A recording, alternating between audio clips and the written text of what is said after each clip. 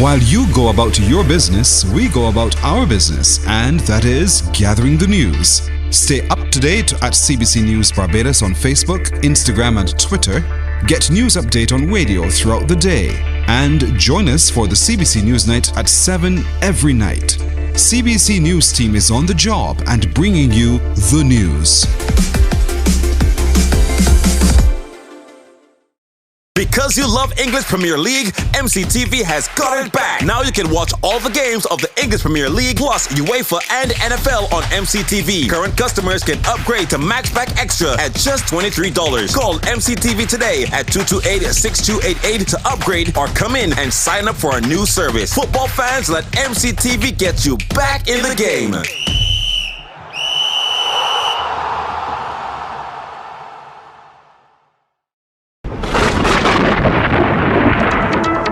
When disaster threatens, it is comforting to know there's a team working to deliver credible, comprehensive, and up-to-date information. A team that is committed to serving you. A team that will be there before, during, and after the disaster. That is, teams.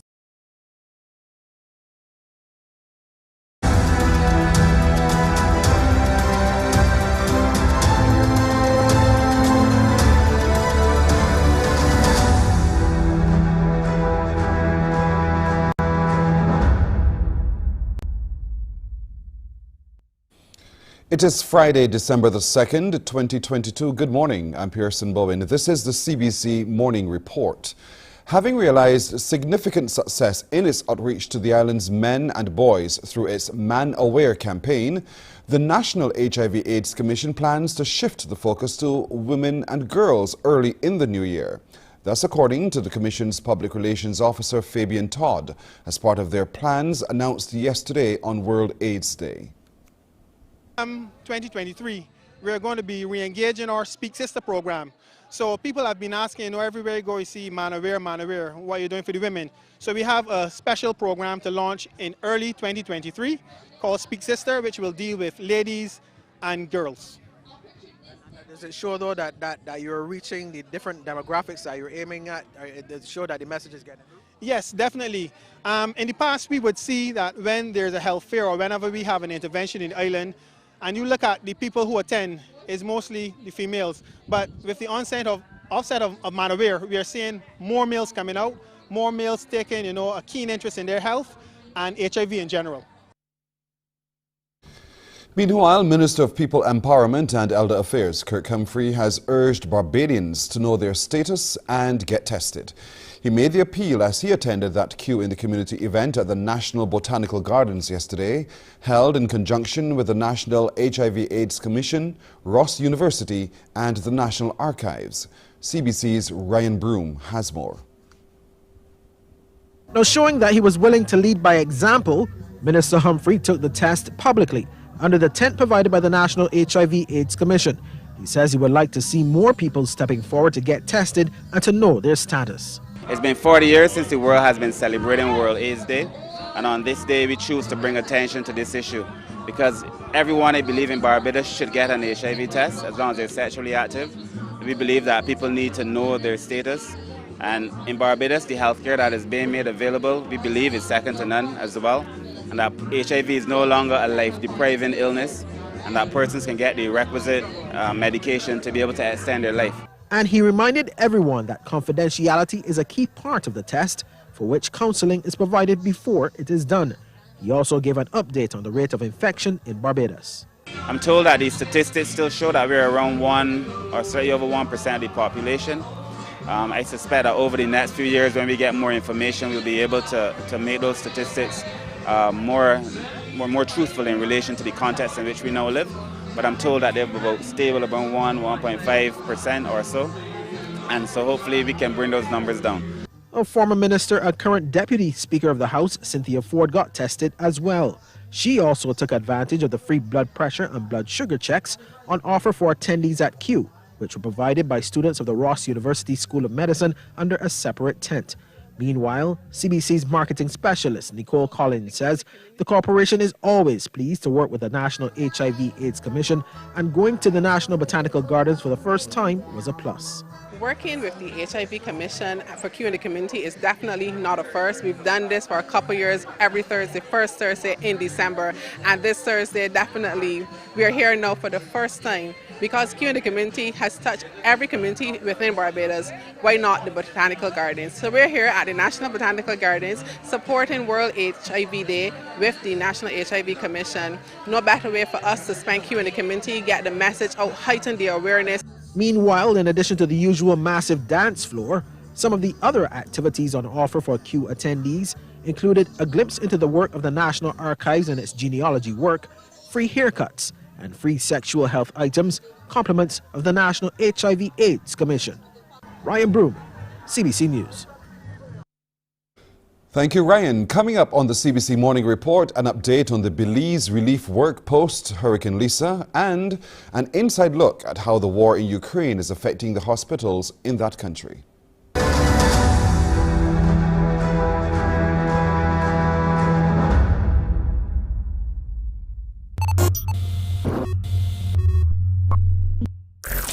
Think before you click, John. Think before you click, don't forget now. Before you spread wrong information, think before you click. Just stop and think. Think before you click. BBS. Think before you click. If you can't confirm the source of the information, think before you click. When friends send news to your phone, check the source or leave it alone. Cause people creating fake news to deceive you and confuse. Alright now, accident broadcast on WhatsApp. Check yourself, don't forward that. Have respect for the victim's family. You would not share family like that. Think before you click. Agents, think before you click. Don't forget now. Before you spread wrong information, think before you click. Just stop and think. Think before you click. Think before you click.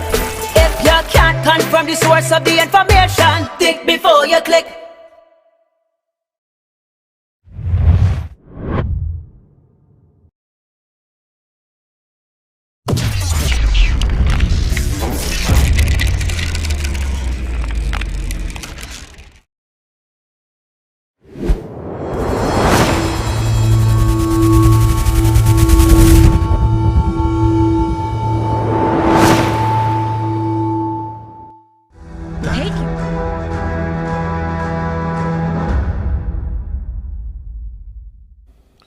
Restoration and recovery work continues in Belize after Hurricane Lisa battered the country 4 weeks ago. The National Meteorological Service says the damage assessment is ongoing and an initial estimate places the loss from the hurricane at over $10 million for the housing sector alone. One of the hardest hit areas was Belize City. Mayor Bernard Wagner has been updating the country on the progress. Actually, to date, we closed off the garbage collection last week Friday, and to date we took out 3,030 loads of debris, which amounted to close to 65,000 tons of debris. We have now moved on to more focused approach in addressing some of the gaps that are still out there, but also in relief and supplies. We continue to reach out to our residents in relief and supplies. We have been on the ground, we have been in the neighborhoods, we have been in Mesop, we have been in Collet, all across the city. We have also been helping residents with the minor repairs, the zinc, the plywood, the 2x4 wood. We have been doing those type of gap filling measures in consort with the NEMO and the government of Belize. Based on my figures that I received just last night, we have contributed as a city close to $300,000 in terms of relief supplies alone, along with the repairs. The Ukrainian people have suffered some of the worst power and water outages yet during the 40th week of Russia's war, as Kyiv's troops held back raging daily offensives in the east of the country. This morning, we have a report on how one hospital is handling the shortage of power. A life hangs in the balance. In the hush of an operating theatre, a Ukrainian surgical team operates on a woman's heart. If all goes well, she'll live many more years. But Ukraine is a country under attack, assuming the best is something people here no longer do.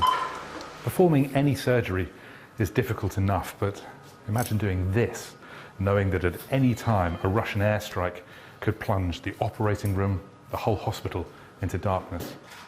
That's exactly what happened on November 23rd. This video was filmed by the chief surgeon. Вот так мы сегодня оперируем на сердце. Так сегодня оперируем на сердце.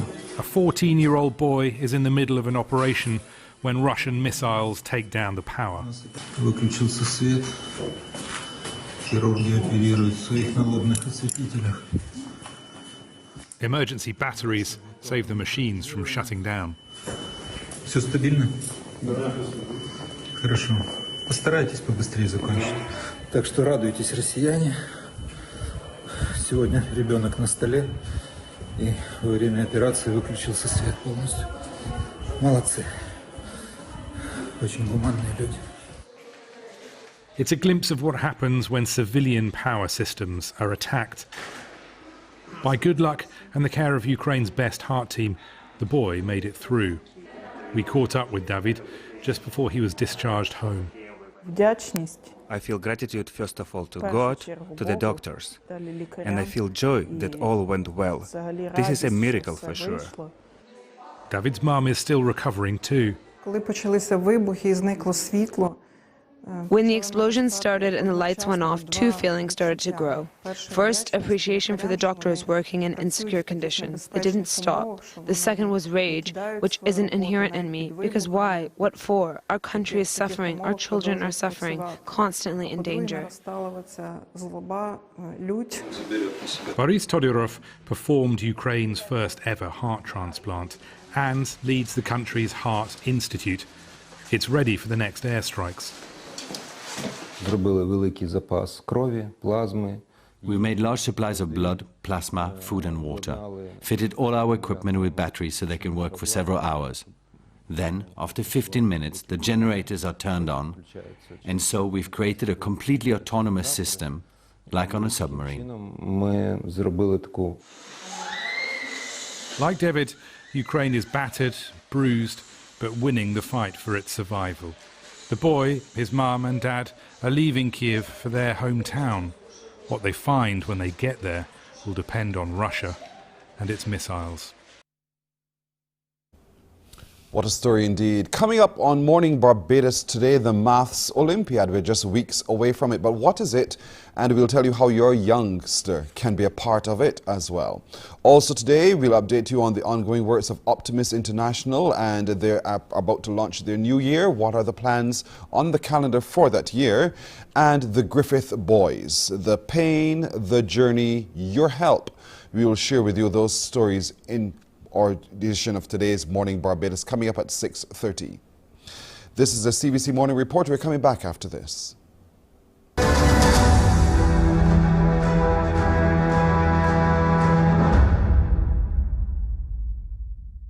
Hey Q family, let's recognize World AIDS Day at the National Botanical Gardens with Q in the Community on December 1st from 11 a.m. We encourage you to bring a food item for the food bank. Health checks will be administered, HIV testing, experience the condom corner, and enjoy the free haircuts, and of course, the dress code will be red attire. All of this and more at Q in the Community, recognizing World AIDS Day December 1st from 11 a.m. Q in the Community is sponsored by Banks Beer, Guinness, Glacial Ice, Smirnoff Ice, Smirnoff Vodka, Johnny Walker, Barefoot Wines, West. There is a saying, you can find a Bajan anywhere. Are you a Bajan living abroad? Or do you know of one who has migrated to another country? Well, we at Mornin Barbados would love to have you or them on our Bajan Affair segment. Share your amazing stories, experiences, and how you have adapted to a new culture. Send us an email to morninbarbados@cbc.vb, and together we will travel the world.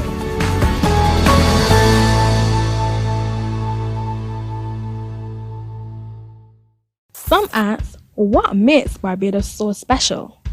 We at Mornin Barbados say it's you, our exceptional youth. You are talented, resilient, and inspirational. You are the epitome of...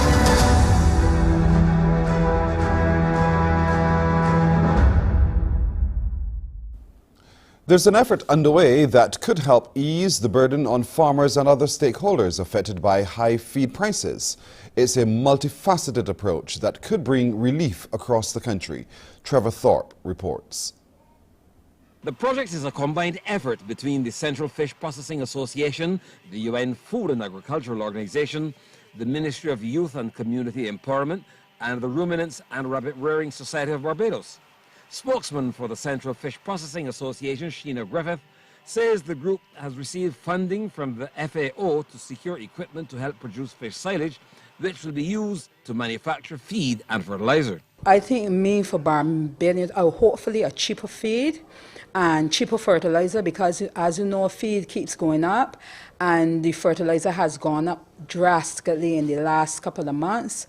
So our whole aim is to ease the Bajan public and in turn bring money for our organization, because we normally do flying fish all year round, but with the dwindling of the flying fish stocks, we had to look for other things to bring in income for our ladies. President of the Ruminants and Rabbit Rearing Society, Wayne Smith, says students have started feed trials with rabbit feed. The training course is 6 weeks in terms of the trainees and the Ministry of Youth. But FAO and the fish waste to feed, that is a 3-month program in the first instance, and we will be doing some feed trials. Mr. Smith says the initiative will involve cooperation among various farmers groups. I'm hoping to be able to create a cluster of farmers who work together and cooperate to bring their production costs. I think that once youngsters understand that they can actually make money, they're going to do it, you know, and you can make money by cooperating. The project is expected to run for 3 months in the first instance. Trevor Thorpe, CBC News. Well, already with the Barbados Bravery Medal, Frederick Smith Secondary School student Carisha Skeet is being recognized again for assisting a passenger aboard a public transport vehicle who appeared to have had a seizure. Kishmar Singis reports. Following the reciting of the Peace Pledge, Carisha Skeet has a new role as Peace Ambassador. She's received the highest award from the school's Positive Behavioral Management Program for her act of random kindness. During school assembly, Chief Education Officer Dr. Ramona Archer Bradshaw spoke about the decision to recognize Skeet for her selfless act. I'm sure that many of you have heard about the young lady who rushed the rescue of the elderly gentleman on the minivan as he was having a seizure. And the Ministry of Education thought that that was noteworthy, and we used the opportunity this morning at morning assembly to honor Carisha by sashing her with the Peace Ambassador sash. She is the 3rd student this year to be sashed with the Peace Ambassador sash, or to be given that title, and we are quite pleased. She's the 5th student overall. Skeet says being named a Peace Ambassador came as a surprise. She intends to use her new title to put the spotlight on bullying. I even get bullied myself for being overweight, and I would like to stop it, not only just at school, but hopefully everywhere, and yeah. Congratulations. Kishmar Singis, CBC News. The Bahamas Public Service Union has criticized the government for moving ahead with pay increases without first consulting them. They have accused the government of union busting. Eyewitness News reports. When you have the government union busting, then you expect nothing less from the private sector. Because they would say to you straight and plain, the government did it, they got away with it, so we're going to do it. This all stems from BPSU President Kingsley Ferguson receiving a circular document last evening referencing salary increases and proposed increased allowances for an array of categories of public servants. The document, dated November 25th, outlines the current salary rate for those public servants and the proposed rate. Ferguson adds that the document that prefaced this information indicated that these increases will be implemented, this without formally meeting with the union. If it was proposed, when was it discussed? and agreed to on behalf of public servants. And so we are indeed very concerned that the government has decided to unilaterally implement particular things into the agreement. We are not saying that the government cannot pay monies, but being the sole bargaining agent for public servants and being the president of the Bahamas Public Services Union, we are confirming to date that we have not met with the government to sign off on any particular item in the industrial agreement. Ferguson further explains that while the agreement was presented in 2018, there were some non-financial aspects that were signed off on, and there were a number of financial issues that needed to be discussed and agreed upon. However, he says the union has yet to be given that opportunity. Guyana, as it seeks to cater to the growing influx of travelers, is looking to further expand the Chedijagan International Airport.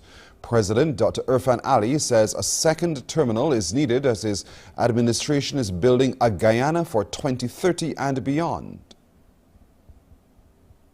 By the end of this year, the pre-COVID arrival statistics will be surpassed. The head of state says with British Airways coming on board by the first quarter of next year, capacity is needed at the port. In addition, he says government has been advancing discussions with several other airlines. By 2025, with the projections, we'll be creeping past 1 million arrivals. Imagine, just imagine. British Airways coming first quarter next year. The president also pointed to the tourism sector's record-breaking arrival through investments in the recent Caribbean Premier League. It brought record-breaking arrival rates in September and has put us on a trajectory that is mind-blowing. Ask every single restaurant, bar, cake shop, what was the impact of CPL? Several rehabilitative works were conducted at CJIA, including the construction of boarding corridors to accommodate Type Code D and E aircraft, and the installation of 2 new air bridges earlier this year. Still in Guyana, they're still relying on UNICEF to procure Paxlovid tablets to treat patients with COVID-19. Minister of Health, Dr. Frank Anthony, is hopeful the timeline will be soon. They have a global agreement with Pfizer, and through that agreement, we were hoping to get Paxlovid at a very discounted rate. So far, I don't think UNICEF has been able to source any of the Paxlovid as yet, but we remain optimistic. So once they are able to initiate that process, Guyana would certainly benefit. But as of now, we haven't received anything. Elon Musk's brain implant company Neuralink has given an indication that the company's long-standing goal of implanting chips in human brains is coming closer. Musk has announced that human trials could begin within 6 months. The technology allows the brain to control electronic devices with thoughts. Musk showed video of a monkey which he claims was using its mind to type. Musk hopes the brain chip will one day help people with disabilities to walk and see. We think probably in about 6 months we should be able to have our first Neuralink in a human. So for the first 2 applications we're going to aim for in humans are restoring vision, and I think this is notable in that even if someone has never had vision ever, like they were born blind, we believe we can still restore vision. A look at sports now. The Windies were dismissed for 283 in less than a day in their first innings of the first test against the host Australia at Perth. Resuming last night, Barbados time on day 3 on 74 without loss. Skipper Craig Brathwaite took his overnight score of 18-64. Taj Narain Shandapal moved his 47 not out to 51, while Jermaine Blackwood added 36 and Shamar Brooks 33. For the Aussies, captain Pat Cummins took 3 for 34 and fellow pacer Mitchell Stark 3 for 51.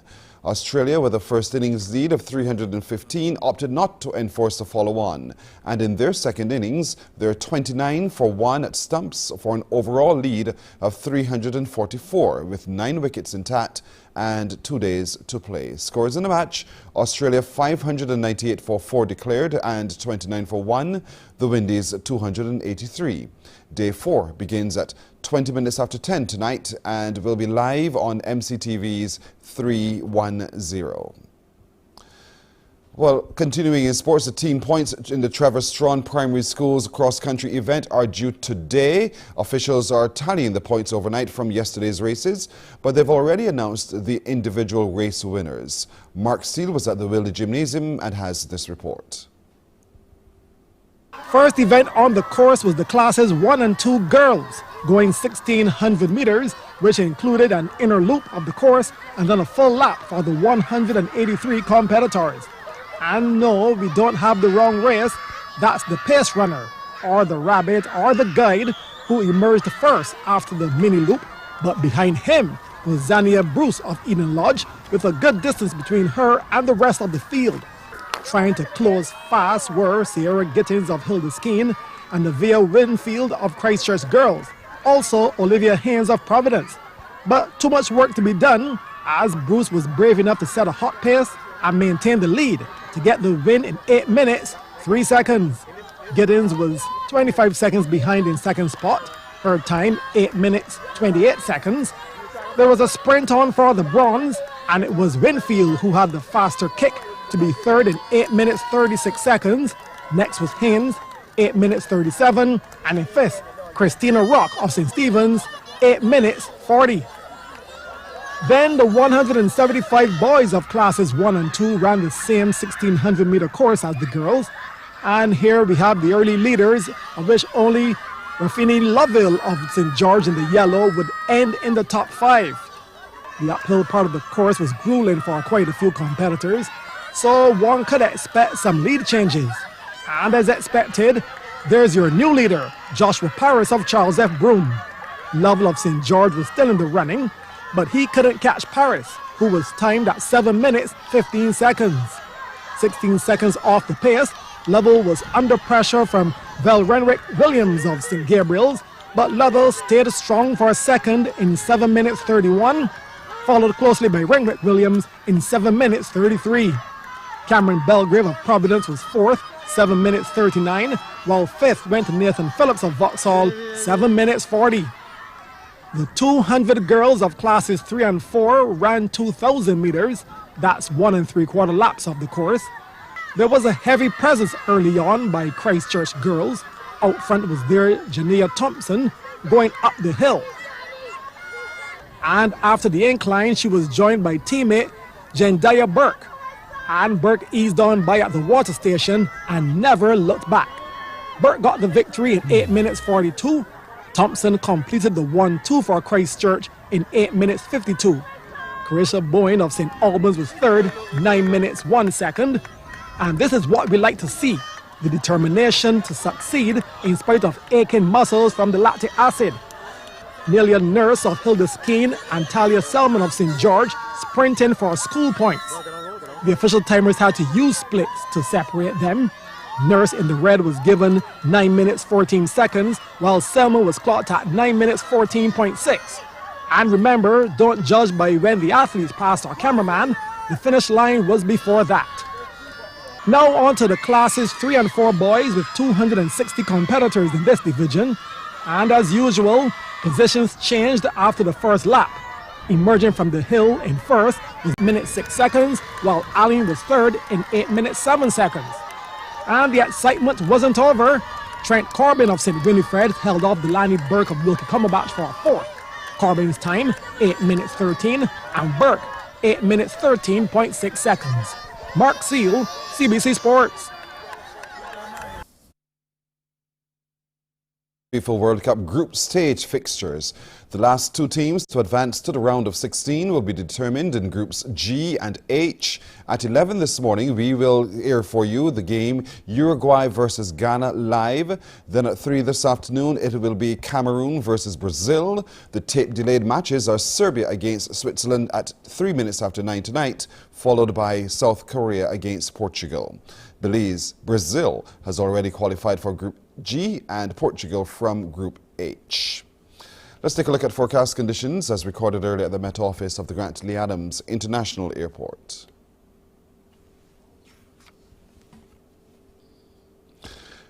At the moment, 26 degrees Celsius, and the winds are coming from the east at 27 kilometers an hour.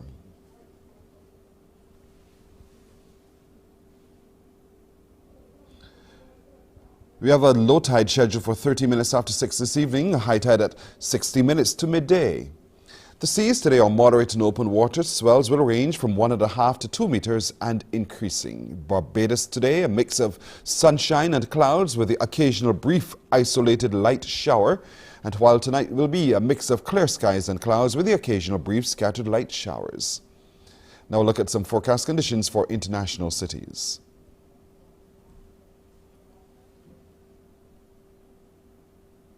And that's it for today's edition of the CBC Morning Report. I'm Pearson Bowen. Morning Barbados starts now. Wake up, wake up, wake up, wake up. Barbados, get up. Good morning. Good morning, Barbados. Good morning. Good morning to you. Good morning. Morning, morning, morning.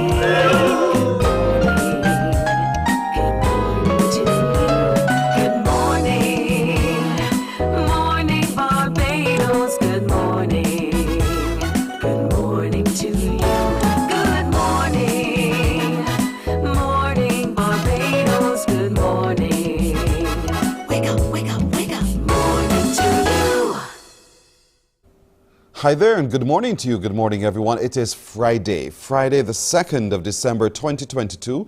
I'm Pearson Bowen welcoming you to another edition of Morning Barbados. Good having you company. Thank you so much for joining us on our streams on YouTube and on Facebook. And it's also really great to hear from you every single day.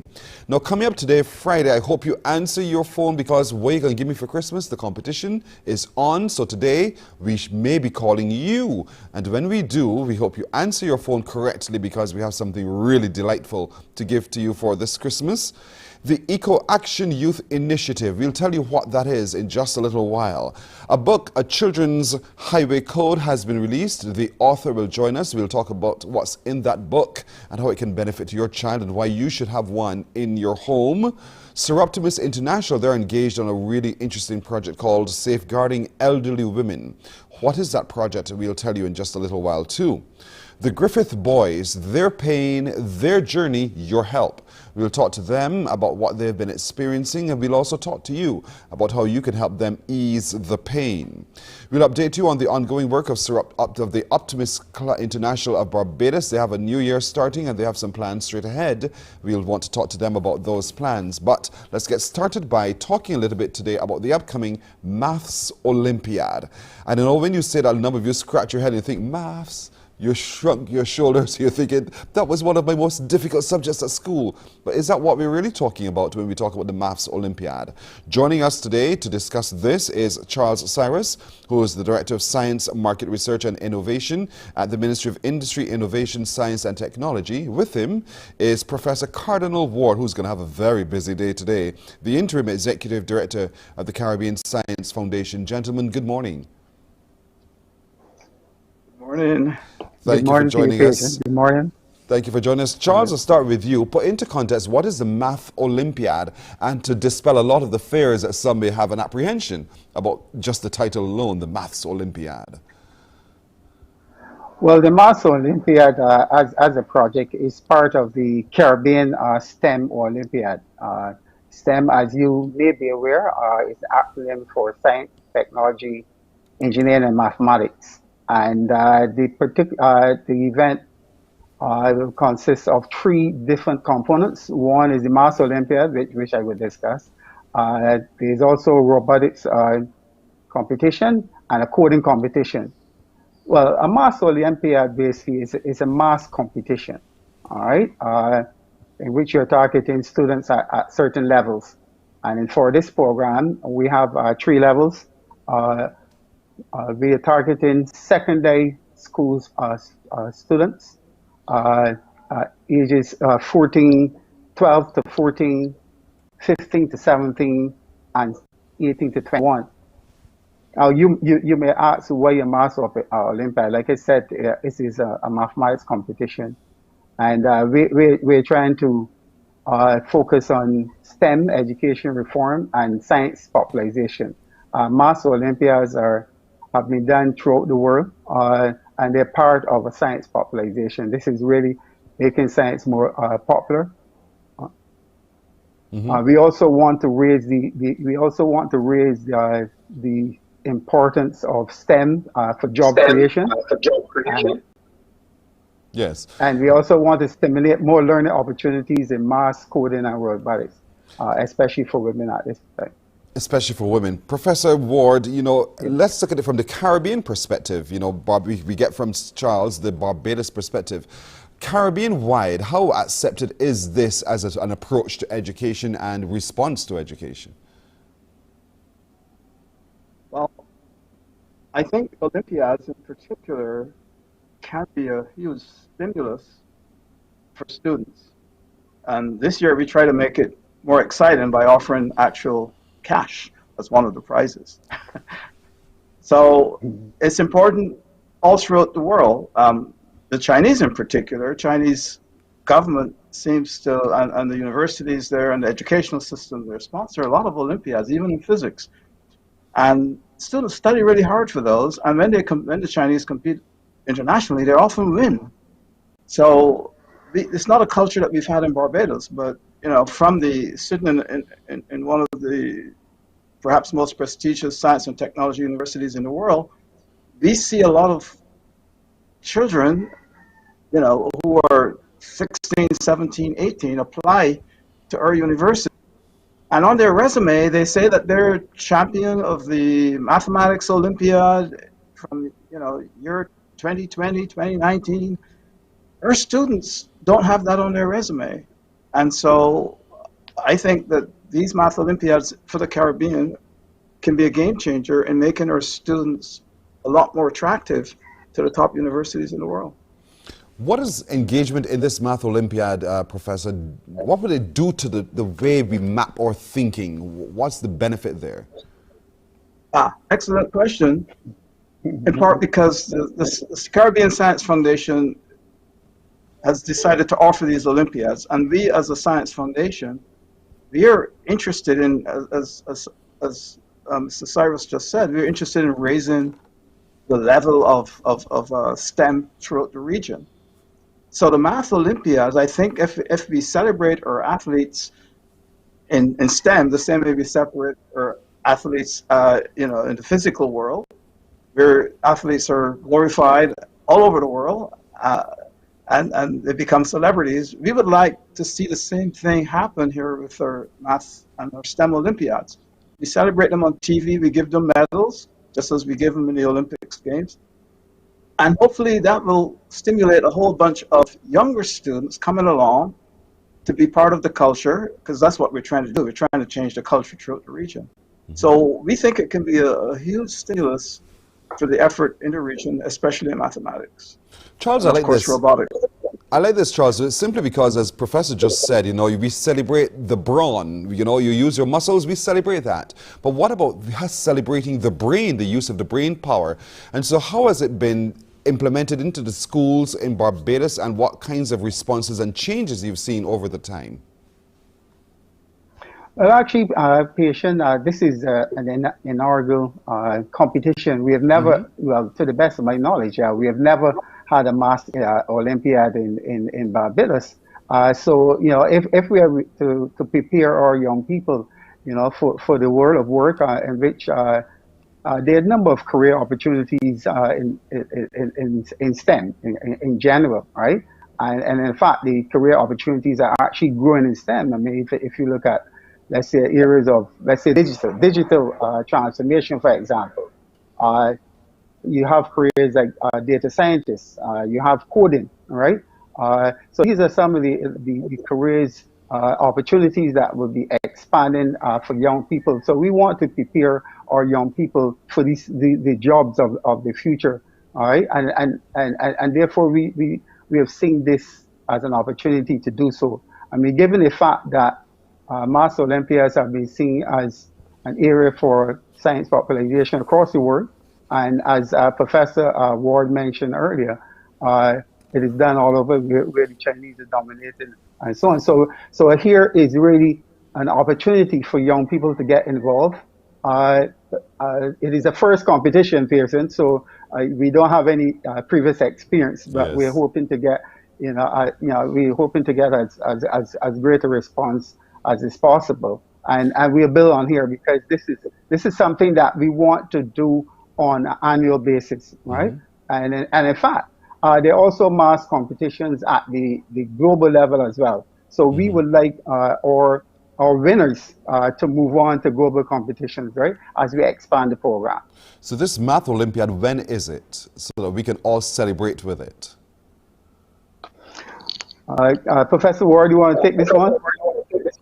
Yeah. The actual competition starts on the 19th of January with the Barbados Math Olympiads, and that probably is going to be an all-day affair. And then on the 20th, we will have a different kind of competition. The Barbados competition hopefully is in person. On the 20th, we'll have a virtual competition for the rest of the Caribbean. And then on the 21st, we have the robotics competition and the coding, we call them coding games. But basically in those coding games, they have to come up with a software solution to 6 challenges that plague the Caribbean. They include energy security, food security, and food safety. They include geohazards and climate change, non-communicable diseases, and so on. And of course, financial things, fintech and money movement in the region is a big problem as well. So that's what the agenda looks like. It's going to be quite an exciting time. Actually, it starts on the day after my birthday, so I know it's going to be a great time for a lot of young people to engage in the Math Olympiad indeed. I want to thank both of you gentlemen for joining me this morning. I hope many young people do come forward and engage their minds. And as you said, Professor Ward, as we celebrate the brawn in people, let's celebrate the brain in them as well. Let's make this such an Olympiad that we will all want to be there to be a part of it, to see the success of our young people. Thank you so much. It's Charles Cyrus from MIST and Professor Cardinal Ward, who I know has another session later on today in that big education conference. So we want to thank both of you gentlemen. All the best going forward. Thank you. Thank you very much, Pearson. You're very welcome indeed. We'll take a break here on Morning Barbados. We're coming back in just a moment. Morning, morning, morning. Good morning. Good morning to you. Some ask, what makes Barbados so special? We at Mornin Barbados say it's you, our exceptional youth. You are talented, resilient, and inspirational. You are the epitome of the Barbadian spirit, testing the boundaries of your creativity. If you are an entrepreneur, artist, baker, designer, author, or have done anything you think should be highlighted, email us at morninbarbados@cbc.bb. Let us show the world our exceptional Bajan youth. Books open your heart, your mind, and your soul. They are educational, entertaining, inspiring, and motivating. Are you an author of a recent book you want to share? Then Mornin Barbados would love to feature your book in our The Next Chapter segment. Send us an email to morninbarbados@cbc.bb. That's morning without the G. Come and let us turn those pages together. Enjoy movies, soaps, drama, comedy, inspiration, education, music, and more. You get it all when you get MCTV. Morning, morning, morning. Good morning. Good morning to you. 17 minutes now to 7 o'clock. Let's connect with the Optimus International Caribbean District and the governor. His name is Craig Kinch. Craig, good morning to you. Good morning, Pearson. How are you doing this morning? I am well, thank you for asking. How do you do? I am well, not too bad, thanks. Good indeed. There's some, we know the name Optimus International, but some ask, what do you all do? What do you do at Optimus International? So that's a very good question, and we're not to be confused with Sir Optimus International. As an organization, Optimus International, we're geared towards working with children and young people. Optimus International is a service organization, it's an international organization with roughly around 3,000 clubs across the world. We have 80,000 members in over 20 countries, and our headquarters is located in Missouri in the US. Our theme and our motto really is bringing out the best in kids. And we seek to do that through various community service projects and programs that we have implemented across the world. Most notably, we have programs that deal with childhood cancer, internet safety. We have our various scholarship programs, including our essay, oratorical, and communication contest for the deaf and hard of hearing. We also have a Respect for Law and Promotion of Nonviolence program. And we also appreciate the good things that our young people are doing through our Youth Appreciation Awards. In the Caribbean itself, we have over 91 clubs, and we have just roughly 3,504 members spread across Antigua and Barbuda, Anguilla, Barbados, Jamaica, St. Vincent and the Grenadines, the Bahamas, and the Cayman Islands. Right. So how do you now, as the governor for the Caribbean District, keep your hand on the pulse of what's going on there? That's a very, very good question. So there are a number of ways that we do keep a pulse on the activity. So I'm based in Barbados, but as you can tell, we are spread straight across the region from the west as far as Cayman, all the way down to St. Vincent and the Grenadines and Barbados in the Southern Caribbean. We do have a number of lieutenant governors who are on location and responsible for a number of clubs which come together in a zone. And they report into me as governor so that I can keep my finger on the pulse so I know what's happening. Also, we do have a number of touch-based quarterly meetings, conferences, and a convention where we do the business of the district. So there are various ways that we do keep in touch. And one of the things about COVID that we can consider a plus, if you can consider it a plus, is that we have discovered the ability to use electronic means to be able to communicate and have meetings. And so I think that as a Caribbean district, we have become a lot closer because of the technology. Wonderful. Now, some are asking, how does one become a member of Sir Optimus International, period? How do we do that? Sure. It's actually very, very easy to become a member of Optimus International. You can actually go on our website, which is www.oicaribbean.org, and you can click on the tab, How to Become a Member, and you can scroll down and you can actually just submit your information, and we will be able then to reach out to you and provide you with information on the clubs that are closest to you. In addition to that, you can probably also email us at oicaribbean@gmail.com, and we will put you in contact with a club that will be closest to you. Right. OI Caribbean, that's what you use, the handle all the time. oicaribbean.org is the website. oicaribbean@gmail.com is the email address. Now, we know the Optimus International well for the oratorical competition, which in itself is locally held, but it's also regional. So let's talk a little bit about Barbados' success through the years, because I know we have been quite successful in the oratorical competition.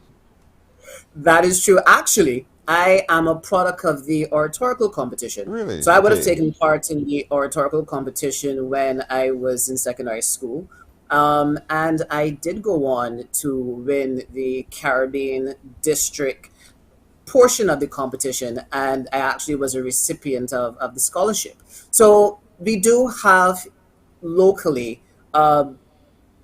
oratorical competition where we seek then to choose winners from that competition who go on to the Caribbean level, where you compete with various participants from Jamaica, from Anguilla, from Antigua, Barbuda, Cayman, Bahamas, and you then have the opportunity to win a scholarship. From the district level, then you can go on to the regional level, where you start competing then with persons from Alabama, from South Florida, from various parts of the southern portion of the United States. If you do win that regional level, then you go on to the World Championship, where you then compete with other regional winners, and you have the opportunity to win a scholarship worth US $22,500. Wow. And I'm glad you phrased it in the way that you have, so that young people watching today, or parents watching as well, see the benefit of engaging their children in the Optimist International. So oicaribbean.org is the website to see how to become a member. But if your child at school says, I've heard of this, I want to be a part of it, do not deter. Because, you know, the oratorical competition alone exposes you to, you have to do your research, then you have to go through your presentation skills. All of those kinds of skill sets are embedded in you once you've started up with it. But what else are you guys doing so that you continue to reach out into the community to assist others? So we are continuing, a number of our clubs are continuing their reading programs. I think we would have had to shelve a number of those programs because of COVID-19, but now that we're able to go back into the schools, we're working with students who may have challenges reading, and so a number of our programs are back on stream. We do have breakfast feeding programs in a number of schools, as well as hamper projects at this Christmas time. We also do eye testing in a number of schools. One of our clubs, they work with the Barbados Cancer Society, and their special focus is to help and assist children who have cancer. So that program is continuing. One of our clubs actually in Barbados, they have a program where they are working with the Child Care Board and other stakeholders who have identified a number of vulnerable families. And they are working with those families to help provide them with the necessary resources and skills that they need. So it's not only providing financial aid, but they're working to provide parental support and teaching, and just really and truly trying to better the lives of those families that have been identified. We have a number of mentorship programs. And interestingly, this year, the district's flagship program is focused on getting physically active. One of the things that we would have realized during COVID-19 is that those persons who had non-communicable diseases, NCDs, they were at a higher risk of getting severe COVID. And we know that if we are physically active, we have a healthy lifestyle, we're able to combat all of those NCDs. And so we really decided this year to be intentional with our flagship project as we seek to ensure that we get our children, people, and even our members just moving again, becoming physically active so that they can, stave off NCDs and then combat any COVID pounds that we may have put on during COVID. And I know I certainly did. So that was definitely a deliberate attempt on our part, Yes. really to get our Caribbean people moving and our children, young people moving. I like it indeed. Now, one of the things I'm also curious about is your communication contest for the deaf and hard of hearing. How are you playing that out in the new year? So the communication contest for the deaf and hard of hearing really mirrors our oratorical competition. So the participants in that competition actually communicate on the same topic as our oratorical competition. So this year the topic is discovering the optimism within me. And so the participants, they give, and it's usually via sign language, they do give a presentation, and we do have interpreters, and they're able then to interpret what is said. Our judges also have the special skill of being communicators through sign language as well, so they're able to assess our participants. And it's just overall a very wonderful experience to see those participants deliver their speeches through sign language. And I have to say, the quality that we have seen over the years is definitely on par and even surpasses some of the presentations that we do Wow. have in our speech or oratorical competition. Well, that's fantastic. I'm happy about the inclusivity of the approach here, you know, where they don't sit on the fringes because they're just like us and they're otherwise abled, and so we want to be able to include them. So that communication contest for the deaf and hard of hearing is also critical. But is that also a regional competition, or is it simply local for us? It is Each also region? regional competition. Yes. Wonderful, wonderful. The junior golf contest now, because I know there are many ways in which you provide opportunity for different expression. Talk to me about that. So this is another one of our scholarship contests. Well, we do have the essay, we do have the communication contest for the deaf and hard of hearing, we do have the oratorical, which can be seen as academic pursuits. We also do have the sporting pursuit through junior golf. And we do have, for example, here in Barbados, we have a Starting New at Golf program in a number of our primary schools. And this is just to introduce children to the sport of golf and open them up to all the opportunities that can exist through this sport. And our junior golf program is an opportunity for persons to qualify to take part at the Barbados and Caribbean level to go on to the international competition, which is held every year in the US. And coming out of that, once you qualify and once you are able to move on to the next level, you have the opportunity to win a scholarship. And I believe that just before COVID, we would have held our first qualifier here in Barbados. And this year, we're actually looking to have our second qualifier. So this will be the second time that we'll be looking to take persons to the US to take part in the international championship. And we're looking to have that qualifier on the 11th of April to the 14th of April, 2023. All right, we're looking forward to the dates indeed. Now, here you are, a shining example of what it means to be a part of Optimist International. I want you to, for those watching, share with them the benefits of being a member of Optimist International, any of the clubs on the island. That's a very good question. And I think if you look at us as a movement, one of the things that separates Optimist International, let's say, from other service organizations is that we live by a creed. And you can Google it. Just Google the Optimist Creed. And it's when you read the words that we aspire to live by, where we seek to make optimism, you know, a philosophy of life, where we seek to look at the sunny side of everything and to think only of the best and to work only of the best. This really, for me, is what makes being an optimist the most rewarding part. In addition to that, I would have to say, and I'm sure that if you talk to any optimist, what really keeps us going is the actual impact that we make on the lives of children and young people. We've all had instances where we may be out in public and a young person comes to us and says, "Hey, do you remember me?" And you say, "Well, the face looks familiar, but can you remind me?" And they tell you, "Well, you did a program at my school, or you did a program, let's say, at the children's home that I was a part of. And your program really had an impact on me."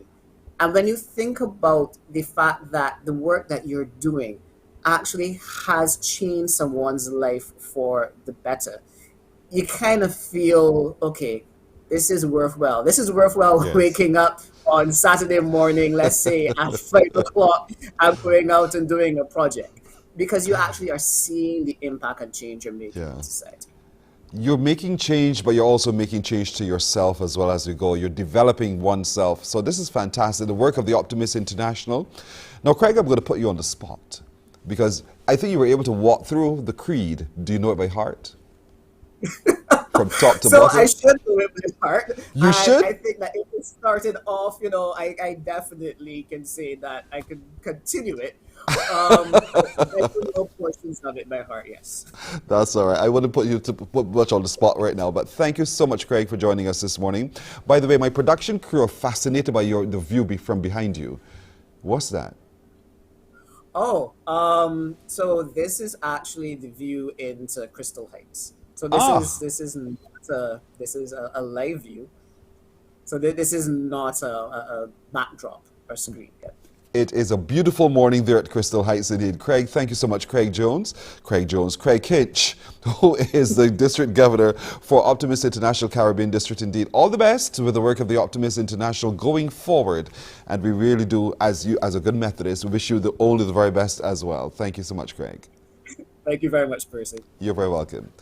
We'll take a break right here on Morning Barbados. We're coming back in just a moment.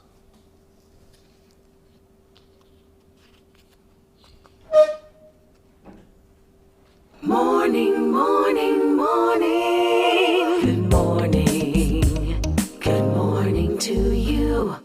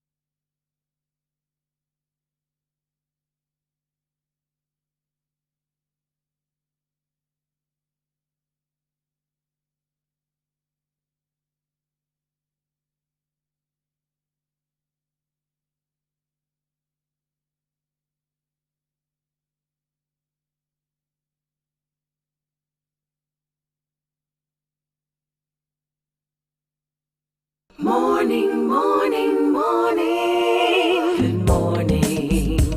Good morning to you. It's 7 o'clock. Let's look at the news now. Having realized significant success in its outreach to the island's men and boys through its Man Aware campaign, the National HIV/AIDS Commission plans to shift the focus to women and girls early in the new year. Thus, according to the Commission's Public Relations Officer, Fabian Todd, as part of their plans announced yesterday on World AIDS Day. 2023, we're going to be re-engaging our Speak Sister program. So people have been asking, everywhere you go, you see Man Aware, what are you doing for the women? So we have a special program to launch in early 2023 called Speak Sister, which will deal with ladies and girls. Does it show, though, that you're reaching the different demographics that you're aiming at? Does it show that the message is getting through? Yes, definitely.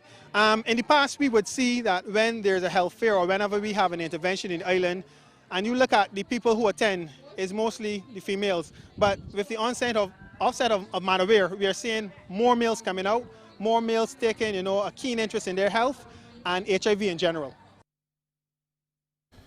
Meanwhile, Minister of People Empowerment and Elder Affairs Kirk Humphrey has urged Barbadians to know their status and get tested. He made the appeal as he attended the Queue in the Community activity at the National Botanical Gardens yesterday, held in conjunction with the National HIV/AIDS Commission, Ross University and the National Archives. Ryan Broom has more. Now, showing that he was willing to lead by example, Minister Humphrey took the test publicly under the tent provided by the National HIV/AIDS Commission. He says he would like to see more people stepping forward to get tested and to know their status. It's been 40 years since the world has been celebrating World AIDS Day, and on this day we choose to bring attention to this issue because everyone, I believe, in Barbados should get an HIV test as long as they're sexually active. We believe that people need to know their status, and in Barbados the healthcare that is being made available, we believe, is second to none as well. And that HIV is no longer a life-depriving illness, and that persons can get the requisite medication to be able to extend their life. And he reminded everyone that confidentiality is a key part of the test, for which counseling is provided before it is done. He also gave an update on the rate of infection in Barbados. I'm told that the statistics still show that we're around 1 or slightly over 1% of the population. I suspect that over the next few years, when we get more information, we'll be able to make those statistics more truthful in relation to the context in which we now live. But I'm told that they're about stable about 1.5% or so. And so hopefully we can bring those numbers down. A former minister and current deputy speaker of the House, Cynthia Ford, got tested as well. She also took advantage of the free blood pressure and blood sugar checks on offer for attendees at Kew, which were provided by students of the Ross University School of Medicine under a separate tent.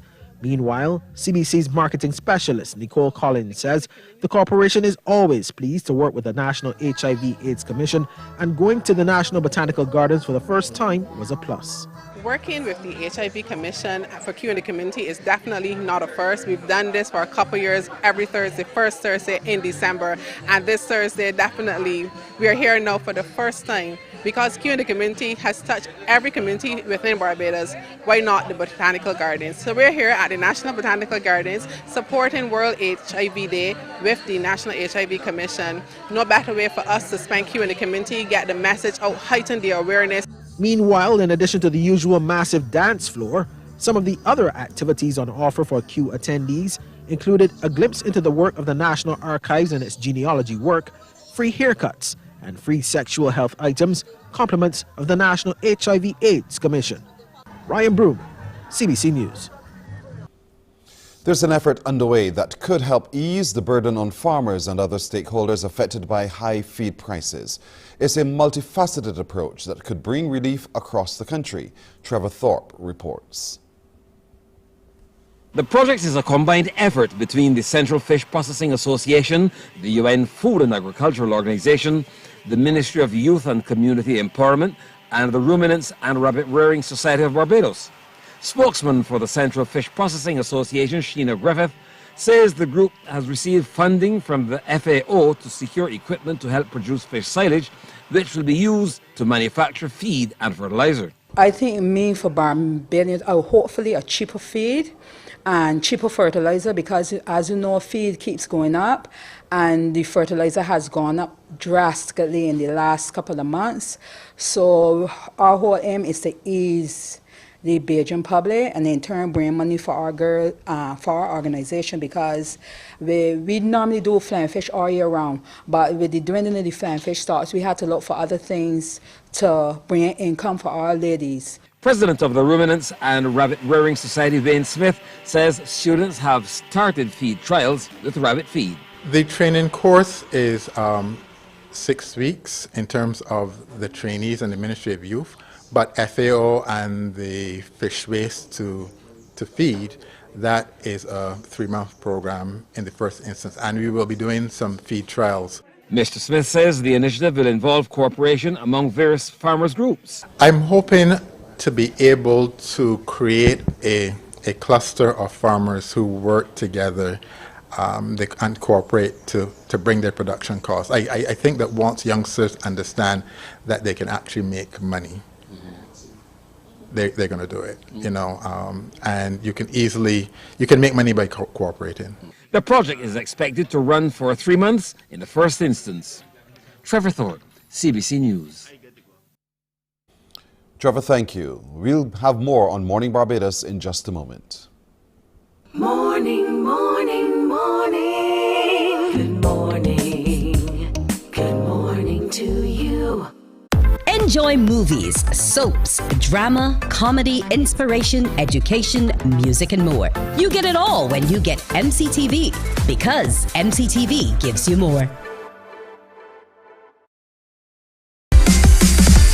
While you go about your business, we go about our business, and that is gathering the news. Stay up to date at CBC News Barbados on Facebook, Instagram, and Twitter. Get news update on radio throughout the day. And join us for the CBC News Night at 7 every night. CBC News team is on the job and bringing you the news.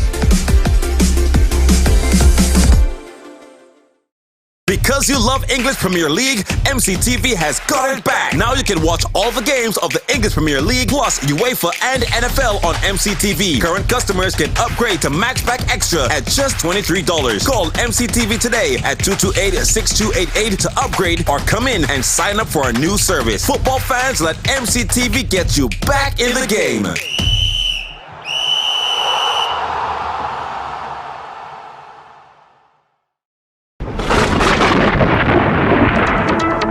When disaster threatens, it is comforting to know there's a team working to deliver credible, comprehensive, and up-to-date information. A team that is committed to serving you. A team that will be there before, during, and after the disaster. That is Team CBC, here for you this hurricane season.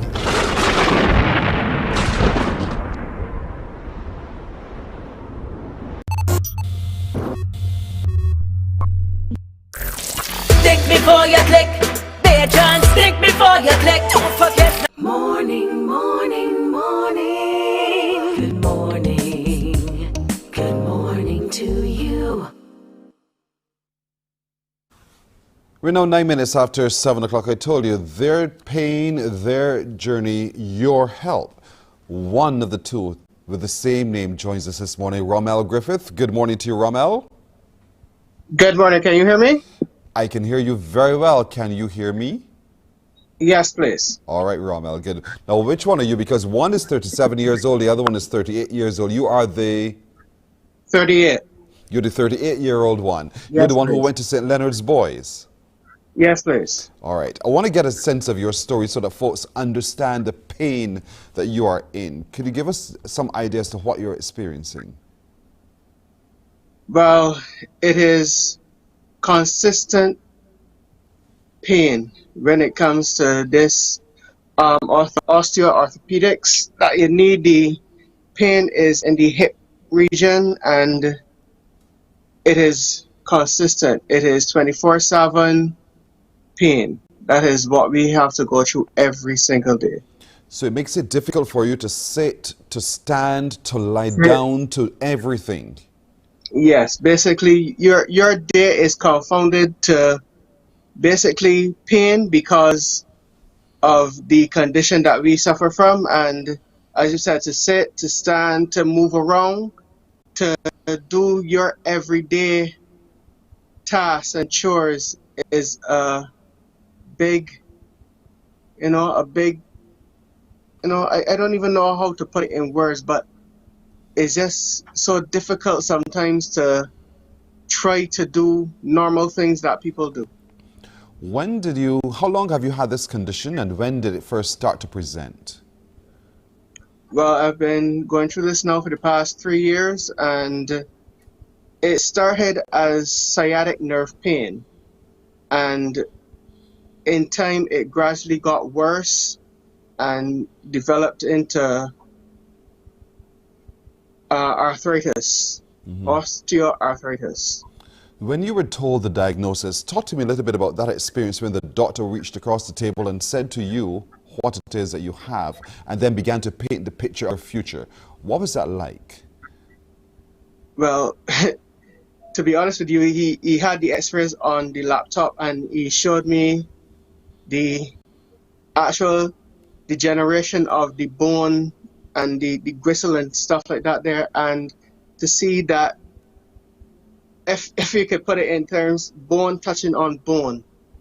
And it was, I don't know, it changed your life forever because you can no longer do the things that you're supposed to do. You know, a lot of us I don't think we understand the pain that you experience. So on a scale of 1 to 10, your pain level is where? 10 or more? About a 20. Wow. About a 20. Yeah, Wow. Because you have to actually, because you have to monitor certain things like eat and stuff like that as well, because in between the joints become inflamed a lot. So it causes even more pain, and especially with the change of temperature and stuff like that at night too. Yes. Oh, Lord. This morning it was a real struggle to even get up out of bed to get on to here because the pain man, it is so difficult because the pain in the back, it starts from in the lower back sometimes and radiates right down the leg into the feet area. Sometimes you have swelling of the feet. It is a nightmare. Yeah, basically. I feel your nightmare. I do feel your nightmare, but there's a solution. And so you've had discussion with your daughters about a possible solution. Could you explain what it is that you now need to do so you can be relieved of the pain and get mobile again? In speaking to the doctor, he has said to me that I definitely need double hip replacement surgery. And well, that is the only solution right now to be relieved of this pain because there's no other option. There's no medication. We have exhausted medications.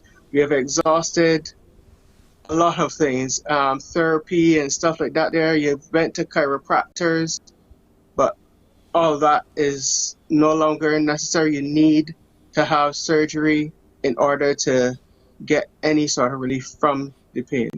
I can imagine the tears, the despair, the everything that you would have experienced over those years managing this condition. What has it done to your brain? What has it done to your emotions? What has it done to you? Well, emotionally, physically, psychologically, it messes you up because when you really look at how people, we as a people, we take things for granted, like getting up out of your bed and just moving around. So imagine not being able to do that at will, because when you have to get up, you have to stay in a position for at least a 10 or 15 minute to move off. And that is something that, no person really wants that when you get up, because, Pearson, I'm sure when you got up out of bed this morning, you moved off, you got to the studio. For me, to get to work is getting up, trying to catch the balance, trying to maneuver from there to get into the car. So it really messes with you psychologically because you can no longer do what normal people do. We can no longer move around yet. Yeah. Pardon? Yeah, go ahead. You tell your story. Yeah, people see us. Yeah, people normally see us moving around and saying, well, oh yeah, they're getting around nicely or thing, but one with the aid of crutches and myself, yes, I still move a bit, but the movement is very limited because you can't, like going to town, I can't get up and just hop onto a van and go to town. I have to wait to be dropped, wait to be carried to town, and then I have to maneuver very slowly, very painfully through town if I need anything from town. And it has to be very difficult as a man because you're naturally built to want to get up and do. And so I know you also have your children, your family to take care of, and it has to be mentally and emotionally, apart from physically, draining. So this double hip replacement surgery of which you can be a part, costs. Can you tell us a little bit about how you're going about raising those funds to pay for the surgery? Well, we did a fundraiser, but it was not that successful, I guess, seeing that all of the events that, have taken place close to our event as well. But we are still reaching out to the public. We are still trying to write letters to persons. I mean, some persons responded, some persons have not in a very positive way. So we're just looking for the outreach from persons, their business, from anybody that be willing to help us at this point in time, because nobody wants to go through 24 hours of pain, consistent pain, and just you want to be able to live normal, to enjoy family, enjoy time with friends, so go out to be normal. And that's what limits us. Sometimes we're limited to 24 hours in a house. Besides me, I go to work, but from work is home, and you don't really go out, because if you do go out, you're in pain, constant pain.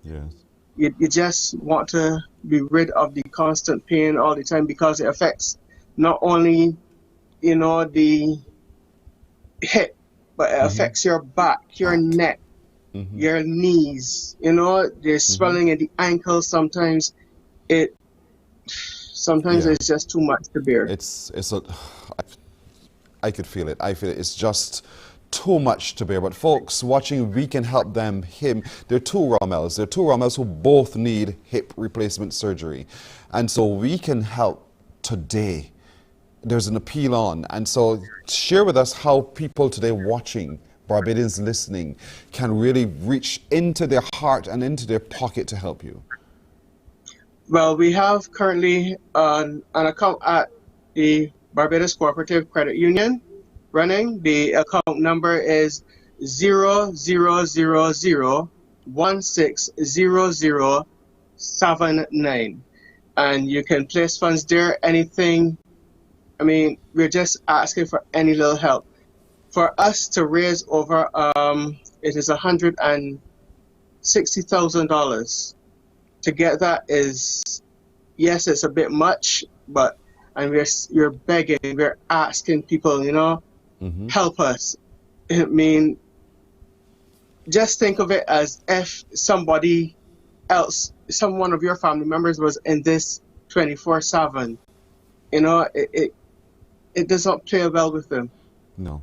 This is 160,000 Barbados dollars? Yes, please. All right. So that's folks, for both of us. Yeah, that's for the two surgeries, two hip replacement surgeries for Rommel Griffith and Rommel Griffith. One is 37, the other is 38 years old. But these are two young men with families who also want to be able to contribute to life and living the way that other able-bodied people can. And so they're asking you to please generously donate. It could be an individual, it could be a church organization, it could be any group, it could be any establishment on the island. Give, because there but for the grace of God go I. Any of us could find ourselves with osteoarthritis as well at any time and having to endure the kind of pain that these gentlemen are experiencing. So please, the information is right there on your screen. The account is with the Barbados Public Workers Cooperative Credit Union, and we want you to take note of the number. Walk in today, drive up today, and make your donation. Every cent really goes towards being able to help them get the surgery that they so desperately need. They live in pain minute by minute. We live, some of us, in pleasure minute by minute. But out of that pleasure, let's help them manage their pain as well. Rommel Griffith is a fundraising event, and we want you to kindly, please, ladies and gentlemen, go to the Barbados Public Workers Cooperative Credit Union Limited and donate to the account number on your screen, 0000160079. Not hard, but if you've forgotten the number, say what it is when you get to the Cooperative Credit Union. Tell them you're here to make that donation into the account in the name of Rommel Griffith, and they will take it because these gentlemen need it.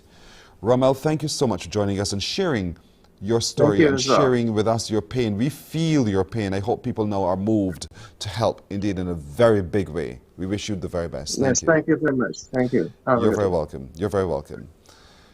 After that sobering moment, we'll take a break here on Morning Barbados. We're coming back in just a moment. Morning, morning, morning. Good morning. Good morning to you. Think before you click.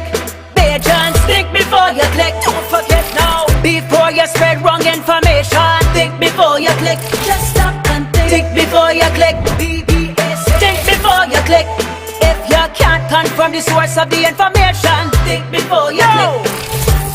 When friends send news to your phone, check the source or leave it alone. Cause people creating fake news to deceive you and confuse. Alright yo, accident broadcast on WhatsApp. Check yourself, don't forward that. Have respect for the victim's family. You would not share family like that. Think before you click.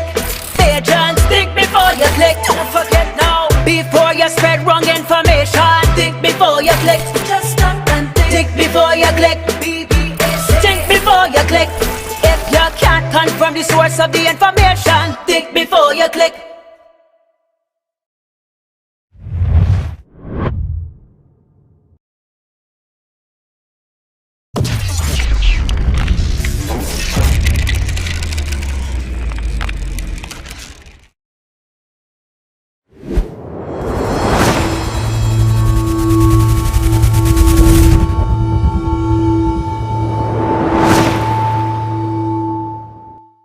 There is a saying, you can find a Bajan anywhere. Are you a Bajan living abroad? Or do you know of one who has migrated to another country? Well, we at Mornin Barbados would love to have you or them on our Bajan Afar segment. Share your amazing stories, experiences, and how you have adapted to a new culture. Send us an email to morninbarbados@cbc.vb. And together we will travel the world.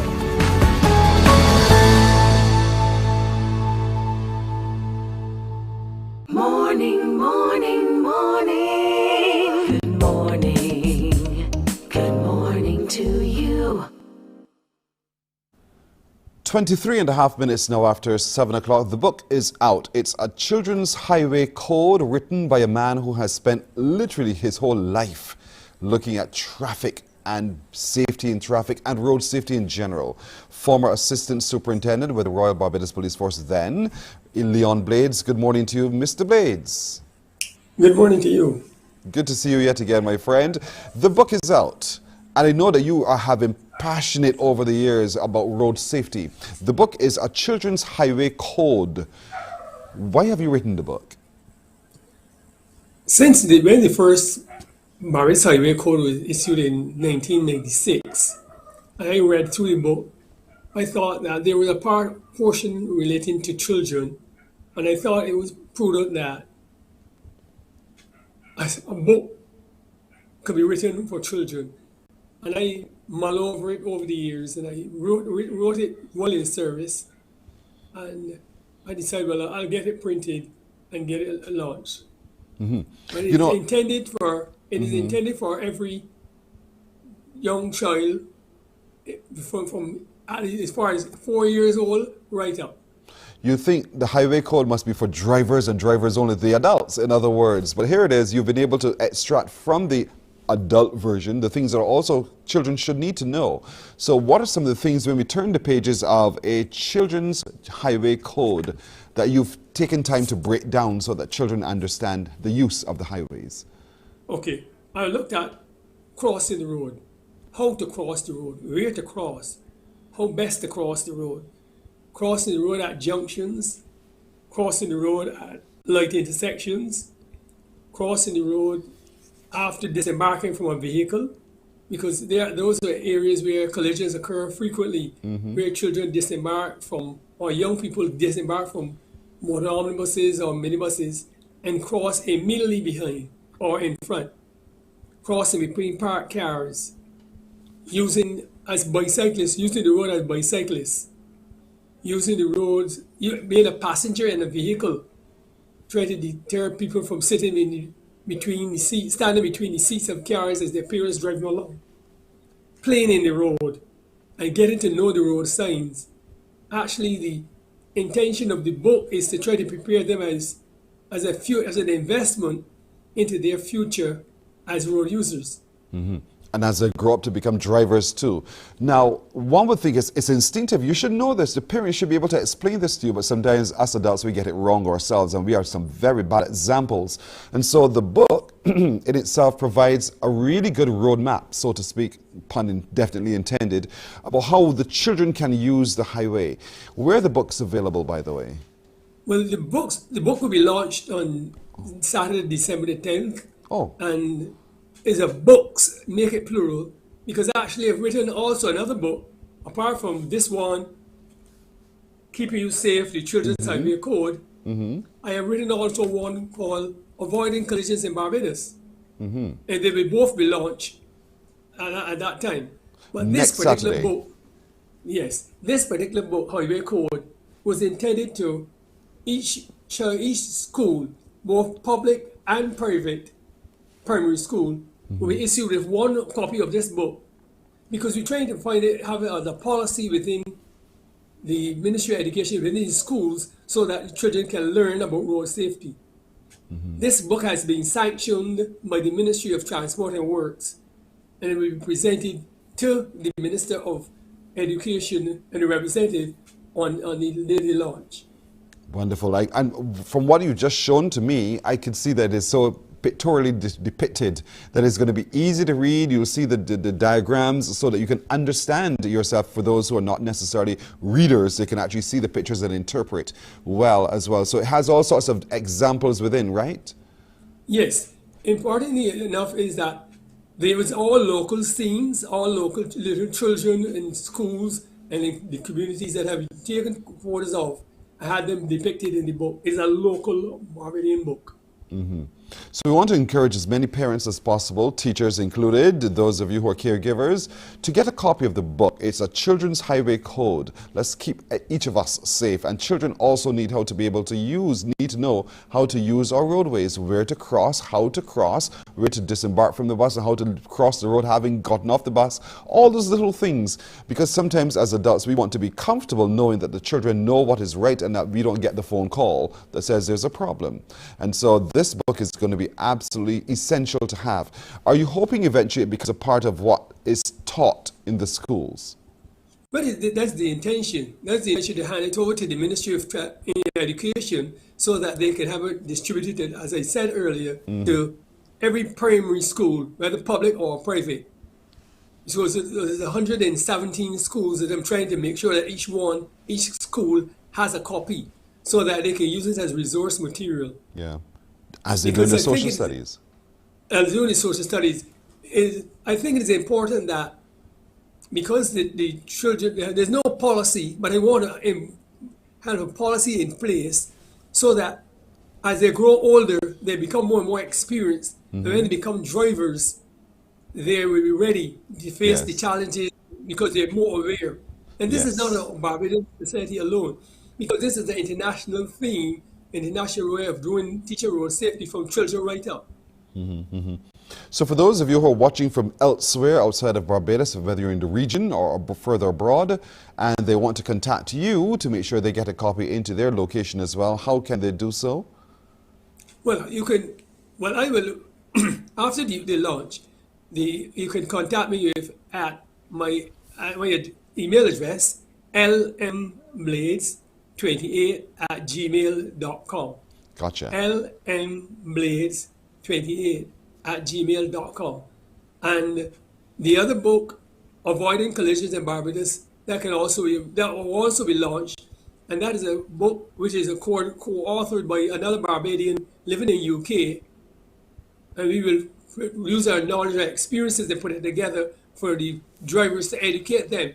Because the thing is, during my 10 years as a police officer serving the Barbadian public, there's so much I've learned, and I've decided to pass on some of this knowledge to other Euro users coming after, so that they can benefit also, and making sure that they're more aware and up to date with the signage. Because I remember when I did the program years ago, So You Think You Know to Drive, as one of the presenters, there are persons still remember me because of that particular program. There's still scope. We take things for granted, and I don't think that we should. It's important that we pay attention to the road, because the dynamics of the road is ever changing, and you must be aware. And even some drivers do not pay enough attention. And during the launch, I will just show you some snippets of accident scenes that locally, where, in my opinion, that the drivers did not pay enough attention and hence caused problems. Well, that's going to be interesting. Launching next Saturday, folks, the books by Leon Blades, former assistant superintendent with the Royal Barbados Police Force. He is the author of 2 books. They'll be launched next week. They're written for children and for adults as well, so those 4 years and up, and certainly it's going to help you navigate our roads a whole lot safer. So we hope that you get out and get a copy of the book. Remember, you can also email to him, lmblades28@gmail.com, and inquire how you can get your own personal copy thereafter. But thank you, Leon. We wish you the very best with this, the launch, and these books when they go on sale. Thank you.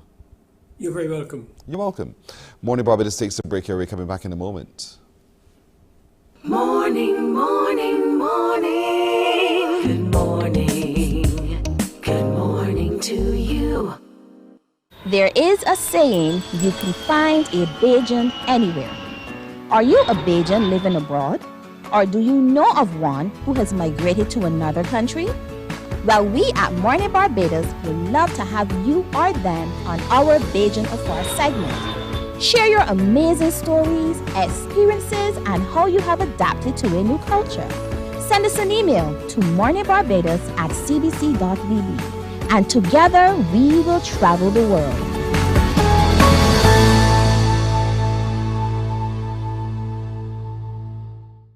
Some ask, what makes Barbados so special? We at Mornin Barbados say it's you, our exceptional youth. You are talented, resilient, and inspirational. You are the epitome of the Barbadian spirit, testing the boundaries of your creativity. If you are an entrepreneur, artist, baker, designer, author, or have done anything you think should be highlighted, email us at morningbarbados@cbc.bb.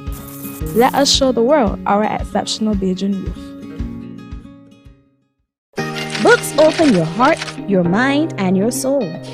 They are educational, entertaining, inspiring, and motivating. Are you an author of a recent book you want to share? Morning, morning, morning. Good morning. Good morning to you. 26 minutes now to go to the hour of 8 o'clock as we turn our attention to an initiative known as the Eco-Active Youth. Duh, right? Really? Let's have joining me right now Ashley Lashley, who, as you know, is the Executive Director of the Ashley Lashley Foundation. With her is Spinny. Good morning, both of you. Good morning, Pearson. Good morning, Barbados. Good to see you two young people. Now we understand the Eco-Active Youth. Eco, Ashley, active, Spinny. And both are young. And so we understand it clearly. But why this initiative? Ashley, I'll start with you. Why are we having this initiative, the Eco-Active Youth? So I don't know if you remembered, Pearson, but back in July, the Ashley Ashley Foundation hosted Barbados' first ever Youth Climate Action Summit and Expo. Yes. And that's where the overall idea stemmed, because through the foundation, we're trying to make the climate change crisis socially relatable to young persons. And that's where Spinny came in, where we implemented a climate dance zone during the Barbados Youth Climate Action Summit and Expo. And one thing that I believe in highly is that of collaboration. I believe that once you collaborate with different persons within the field, then you can accomplish so much more than you intended to. And the response that Spinny received during the Climate Dance Zone by many of the young persons who participated in the Barbados Youth Climate Action Summit and Expo, and different stakeholders, that after we hopped on a call and discussed many different ways that we can possibly work and collaborate together. And out of that, we knew Spinny was active in as a cultural practitioner, getting persons involved in cardio. And then we also knew that Barbados has a very high incidence as it relates to non-communicable diseases and childhood obesity. And that's where my background in my advocacy stem from, as it relates to advocating to ensure that our school students and young persons adopt a healthy lifestyle. And then coming back into the environmental realm, I also wanted that focus to remain when we began to embark on these school tours. So then we decided to come up with the name Eco-Active Youth, which essentially looks at going into our schools. We decided to do this project as a pilot. So from September until last Monday, actually, we went into approximately 20 primary schools across Barbados. And the overall program focuses on teaching our young persons and our children how to, one, create a healthy lifestyle, and how to protect their environment while staying active at the same time. Indeed. I mean, Spinny, we all know you for your energy, your effervescence indeed. But, you know, your collaboration with looking at the ecology to looking at our environment in broader terms as well. What's your passion as it relates to that? Explain that for us. Morning, Pearson. Morning, Barbados. As Ashley said, I was invited to her summit to do the dance zone. And on doing my research, I realized both of us have similar audience, because my classes have like 95% females, and then I was already doing children classes. I had already visited a few schools, so it was like the best way to spread this message. maybe a collaboration, Ashley gets to spread the word on climate change and educate persons about it, and they get to push the active and balanced lifestyles. So when I talked to Ashley, she was super excited and it was a no-brainer. And we did the experiment at Vauxhall last term, and it was a major hit. Like, the two of us gelled together completely. And even doing these things, I myself learned a lot about climate change because I believe awareness to anything is key. And I don't know if people are fully aware of how important this topic is. Like, I think that we usually sit back and wait till things happen and then worry. Well, prevention is always better than cure.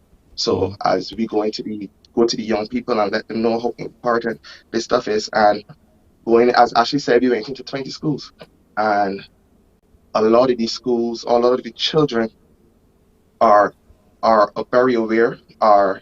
They also learn a lot when we go into these schools as well. So I it is a major success. I'm very passionate about it. As you see, the energy. I love children. I love doing what I do. And we having the finale next week, Wednesday, and I'm really looking forward to that. I honestly believe it's going to be a movie and still be educational at the very same time. This is great, you know, actually, because here it is. Now we're talking about being active. You're tackling the non-communicable diseases, and you're also tackling the awareness of our ecology, what's going on in our environment as well. So it's as Spinny said, a win-win on both sides.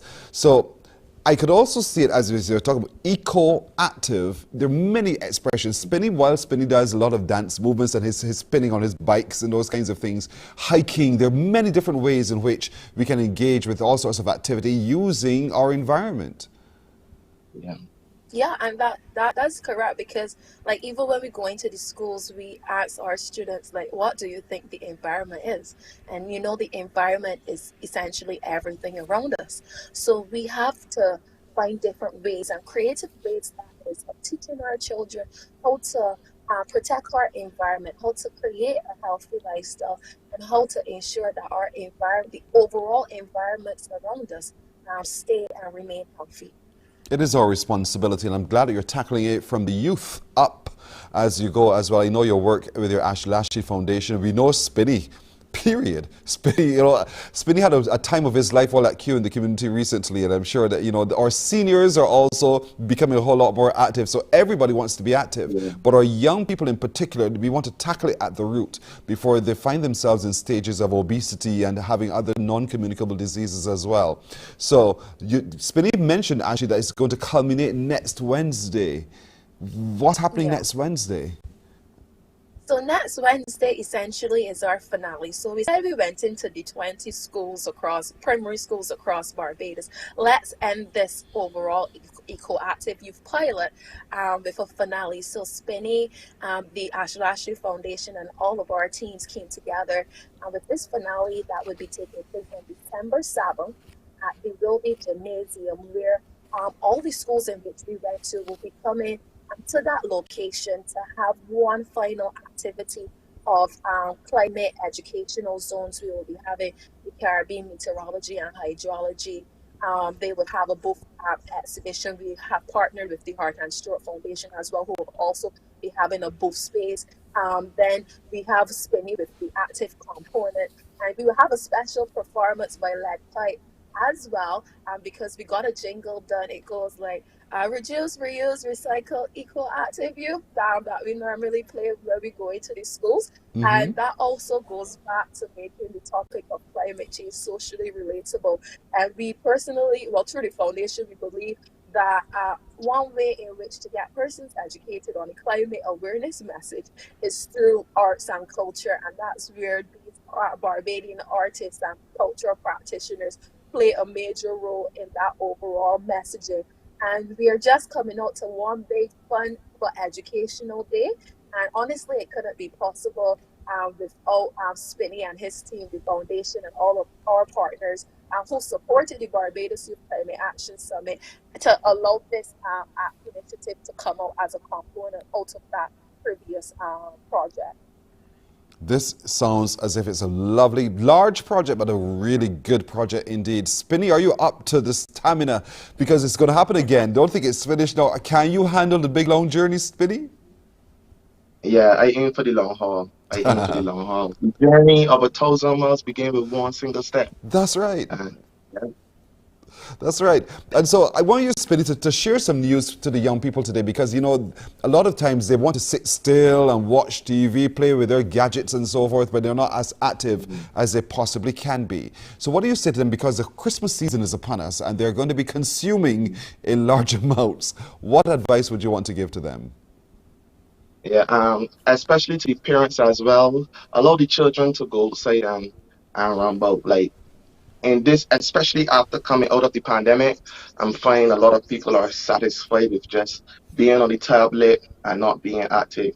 Like, we really don't understand the importance of children going outside and playing with one another. Things like coordination is developed in such ways. So, and calories are burning all the time. You might riding bike, children go riding, children go skating. All of these active things help burn calories, help keep the children active without them even knowing, while having a lot of fun while doing it.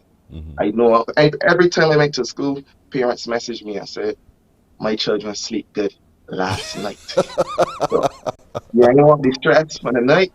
Let the children go outside and be active, encourage them to play sports, cricket, football, do whatever. But we need to be active. Like, yes, life is about balance. Like, we can try to cut out as much sugar and as we want, but if we are not active,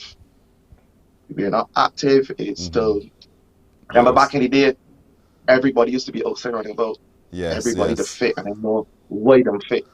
So yeah, we really gotta allow the children to go outside and express themselves and have some fun. I agree with you. And Ashley, from your perspective as an environmentalist, really, you know, a lot of people are going to be cleaning up and wanting to toss out and do all sorts of things, causing harm to our environment. What message would you want to share with our viewers today as they get ready for the Christmas day? I think as piggybacking on Spinny's message as well, something that I often say is that a healthy lifestyle is also linked to a healthy environment. So I would encourage persons to remember the 3 R's. I think during this Christmas period, the 3 R's are important: reduce, reuse, and recycle. And honestly, while still enjoying the spirit of Christmas, ensure that we maintain a healthy environment while doing it. And I think that can be achieved by remembering what the 3 R's are: reduce, reuse, and recycle. And hopefully our students that we visited during the schools, where we explain what the 3 R's are, they can reiterate that message to their parents as well. I would also say as well, another tip would be during the Christmas season, you know, we always go and buy, and we always get rid of stuff. But we can also look at donating those items to a thrift store or even the Salvation Army as well during this period. Excellent pieces of advice from both of you. Thank you so much, Ashley Lashley of the Ashley Lashley Foundation and Spinny of Spinny World.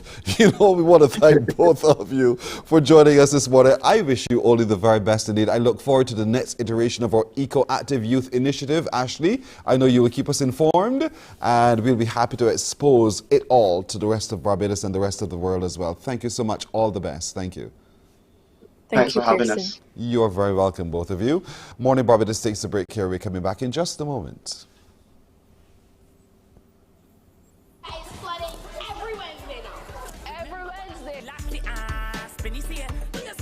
Is that we're seeing an increase in extreme weather events like hurricanes. Do you guys know what actions you can take to create a healthy environment? You can put your trash in the trash bin instead of throwing it on the ground. Give her a clap. We can recycle more. How many of you have heard the terms reduce, reuse, and recycle? Yeah? Instead of using a plastic bag, you will use your own bag to go shopping. Woo! Give her a clap. So you get a plastic bag instead of throwing it away. You can use it to put your groceries in, other than always throwing them away, which can pollute the ocean. Woo! Give her a clap.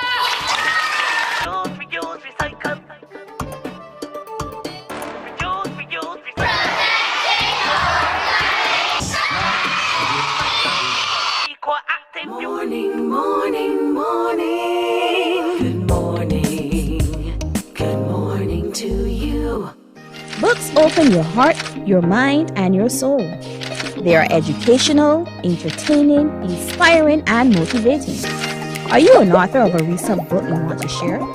Then Mornin Barbados would love to feature your book in our The Next Chapter segment. Send us an email to morninbarbados@cbc.bb. That's morning without the G. Come and let us turn those pages together. Enjoy movies, soaps, drama, comedy, inspiration, education, music, and more. You get it all when you get MCTV, because MCTV gives you more. While you go about your business, we go about our business, and that is gathering the news. Stay up to date at CBC News Barbados on Facebook, Instagram, and Twitter. Get news update on radio throughout the day. And join us for the CBC News Night at 7 every night. CBC News team is on the job and bringing you the news.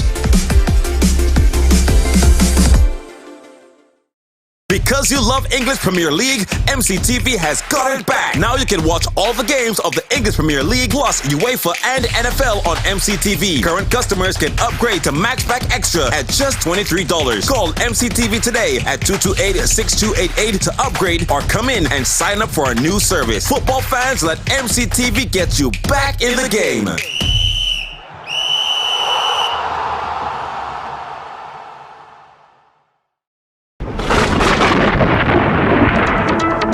When disaster threatens, it is comforting to know there's a team working to deliver credible, comprehensive, and up-to-date information.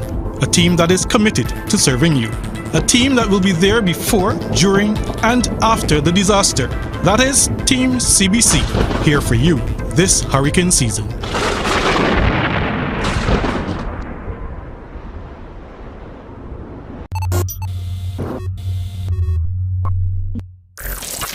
Before you click, pigeons, think before you click. Don't forget now, before you spread wrong information. Think before you click, just stop and think. Think before you click, BBS. Think before you click.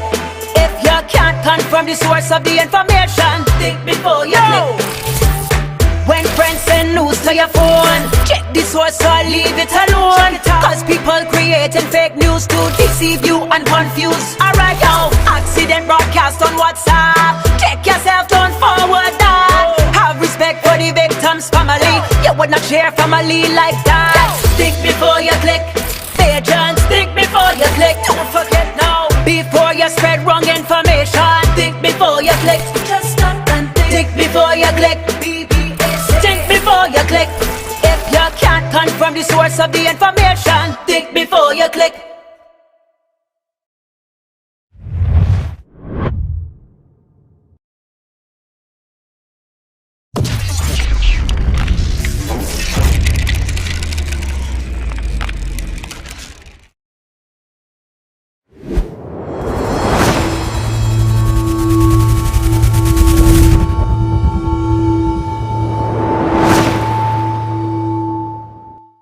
There is a saying, you can find a Bajan anywhere.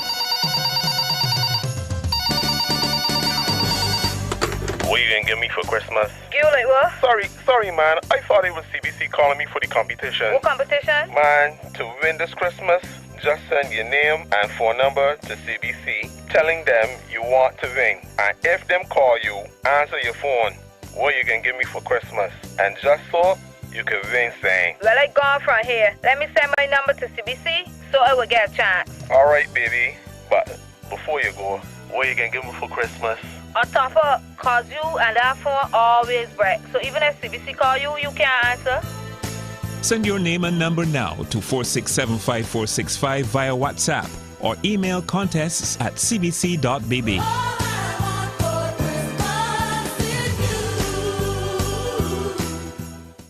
There is a saying, you can find a Bajan anywhere. Are you a Bajan living abroad? Or do you know of one who has migrated to another country?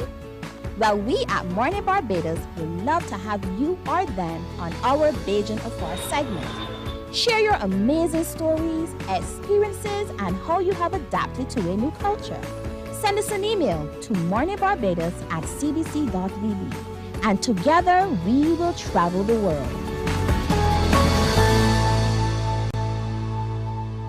Morning, morning, morning. Good morning. Good morning to you. 7 minutes now to go to 8 o'clock. In just a moment, those phone lines will be ringing. So listen up. If we call you and you hear your phone ringing, you better answer your phone correctly. So stand by for that in just a moment. But before I forget, let me remind you of a few events that are happening this weekend. Particularly starting today, the Harrison College, Queen's College Alumni Network, they're having their conference on education looking at the future, where the students will get a chance to speak. And so we engage with them. Today's session is in person and also online, so you can engage either in person or online. Tomorrow, Saturday, the session will be strictly online. They have a number of world-class presenters, including Professor Cardinal Ward, who will be speaking to different aspects of education, and we want to encourage as many of you as possible to listen in. And you can find out a little bit more on the hcqcalumninetwork.org is the website, and you can see how you can register to be a part of that. Also, the World AIDS Day Celebrity Football Match. Yes, we spoke to you about that yesterday. Well, it is on, and it's on tomorrow, Saturday, at Kickstart Rush Football Club, or what they used to be called the Barclays Sports Club in Wildy. It starts at 3 in the afternoon. A whole host of celebrities will be there. They're having some junior matches before then we go into the big people's matches, but it's going to be a whole bundle of fun in Wildy tomorrow from 3 in the afternoon. As many of you as possible, we ask you to come down and really ring the ground. So let's have a good time as part of the World AIDS Day Celebrity Football Match tomorrow, Saturday, at the Barclays Sports Club in Wildy.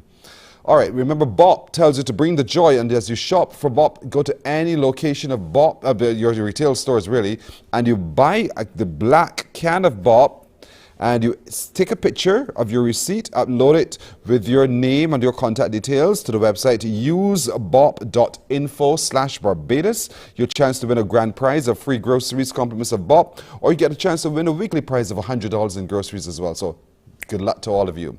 Time now for what are you going to give me for Christmas?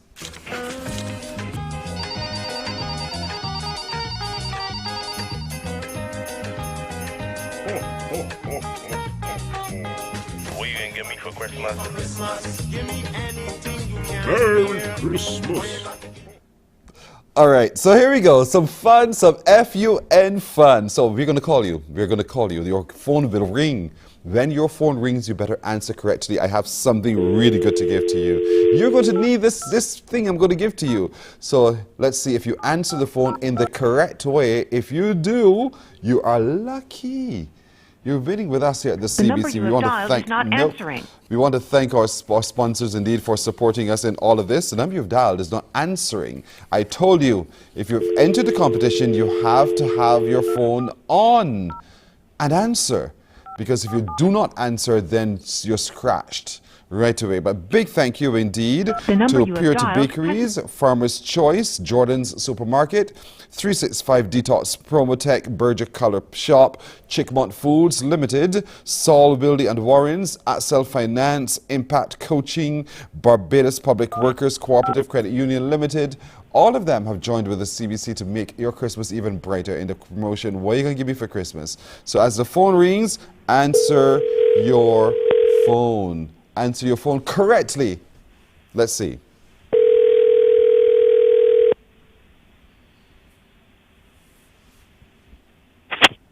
What you giving me for Christmas? I beg your pardon? What are you giving me for Christmas? Say that again. No, it's not what you're giving me for... Sonia? What is this you Sonia? giving me for Christmas? Is this Sonia? Yes, please. Sonia Beijing? Yes, please. We don't say the what you're going to give me for Christmas. We say what you gave me for Christmas. Wait. Sonia, what kind of Beijing are you? But you're absolutely correct in answering. Why did you answer the phone like that? Because I enter a competition.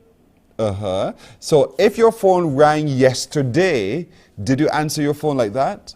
Yes, every day I answering it the same way.